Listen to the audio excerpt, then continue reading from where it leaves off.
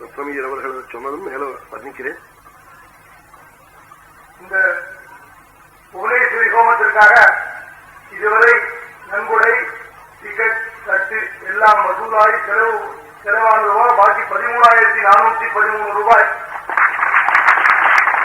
இதை டாக்டர் சூரியனம் கொடுத்திருக்கோம். இதை தவிர சுவாசினிகளுக்காக பறவை, மஞ்சள் மற்றும் சில ஜெகத்குரு காமகோடி பீடாதிபதிகள் அவர்களுடைய 72வது ஜெயந்தி மகோத்சவத்தை போன அனுஷ நட்சத்திரத்திலிருந்து இப்போ வரப்போற அனுஷ நட்சத்திரம் வரையிலும் பக்தர்கள்லாம் நடத்துறாள்.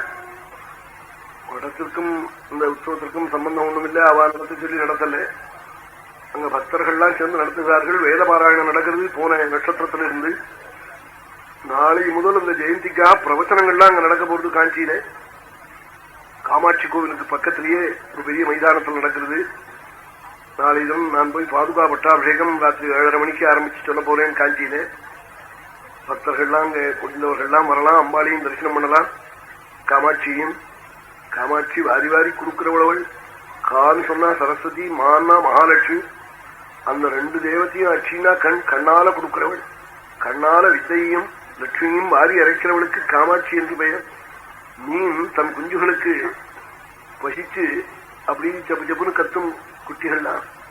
தாய் மீன் என்ன பண்ணும், முன்னாடி போயிட்டு அப்படி திரும்பி ஒரு தடவை தன் அழகான கண்கள்னால பார்க்கும். பார்த்த உடனே வயல் ரூமி போயிடுமா குஞ்சுகளுக்கு. அது மாதிரி காமாட்சி பார்வையினாலேயே நம்ம குறையெல்லாம் நீக்கி விடுவார். அதனால காமாட்சியின் பேரவளுக்கு. அப்படிப்பட்ட பராசக்தியினுடைய ஆலயத்துக்கு பக்கத்துல இந்த ஜெயந்தி மகோத்சவம் நடக்கிறது. 72வது ஜெயந்தி. அவர்கள் 50-55 வருஷ காலமாக பீடத்தில் இருந்து சதாச்சாரத்தோட கூட எத்தி சம்மத்தை சரியாக அவலம்பிச்சு ஆங்காங்கு சம்மத்தை பிரச்சாரம் பண்ணி பல சம்மங்களை நடத்தி எத்தனையோ காரியங்கள்லாம் செஞ்சுட்டு வந்திருக்கிறார்கள். அவர்களுடைய ஜெயந்தி உற்சவத்தை பக்தர்கள்லாம் நடத்த வேண்டியது ரொம்ப அவசியம். அவர்களுடைய பிரசாதம் பரிபூர்ணமா நமக்கு உண்டாகணும். நம்ம சென்ன மாகாணத்திலே நடக்கிற தர்மம் தான் இப்ப இந்த 6 கிரகத்தாலே ஏற்பட்ட கோளாறுகளை எல்லாம் நீக்கிட்டு இருக்கு. 6 கிரகங்கள் சேருவதனாலே பல பீடைகள் பல வருஷம் தொடர்ந்து அதனால இருக்குமா பலம். ஜுரம் விட்டுட்டா கூட ஜுரம் அடிச்சதுனால ஏற்பட்ட பலகீனம் எத்தனை நாளாருது, எத்தனையோ நாளாகும். அதுபோலதான் இந்த 6 கிரகம். 6 கிரகத்தினுடைய சேர்க்கை இப்ப நாளையிலிருந்து சந்திரன் மாறி வரான்னாலும் பாக்கி 5 கிரகங்கள் அங்க இருக்கு. அந்த கிரகங்களுடைய சேர்க்கையினாலே பலவித தொல்லைகள் ஏற்படுங்கிறார். அந்த தொல்லையெல்லாம் நீங்குவதற்காகத்தான் இந்த கோட்டி ஹோமம் நடக்கிறது. அதோட கூட அதிக பாக நம்ம தேசத்துக்கு ஏற்படாது.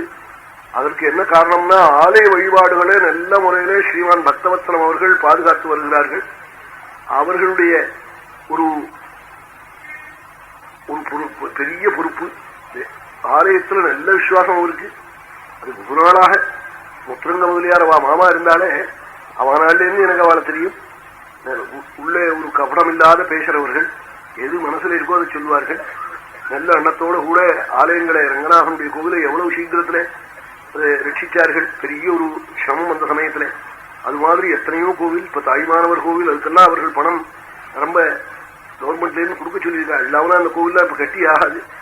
தாய்மான சுவாமி கோவில் நம் திருவானக்காவல்ல விபூதி பிராகாரம், சிதம்பரத்துல பிராகாரம். சிதம்பர பிராகாரம்னா ஒரு அடிக்கு 100 ரூபாய் யாருதான். ஆமா, மேல 5-6 யானை சேர்ந்து நடக்கலாம், 2 கார் விடலாம். சிதம்பரம் அந்த மதல் இருக்கே, இந்த மதல் மேலே அப்படிப்பட்ட மதல்களை எல்லாம் ராஜாக்கள் இப்ப கட்டி வைத்தார்கள். அதுகளை எல்லாம் இப்போ அவர்கள் பாதுகாத்து வருகிறார்கள்.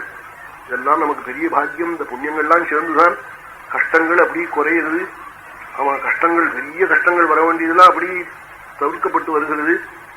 எல்லாரும் தெய்வத்தினிடத்துல ஒரு விசுவாசத்தோட ஆலயத்துல போய் ஒரு தரிசனம், ஒரு ஜபம், ஒரு ஸ்தோத்திரம், ஒரு நமஸ்காரம், ஒரு பிரார்த்தனம், சிறிது காலம் தியானம், அவரவர்கள் தங்களுடைய வகைக்கு தகுந்தபடி எந்தெந்த முறையில எப்படி எப்படி செய்ய முடியுமோ அது மாதிரி ஸ்திரீகள் புமான்கள் எல்லாரும் செய்ய வேண்டிய அவசியமான காலம் இது. அவசியம் எல்லாரும் செய்யணும்.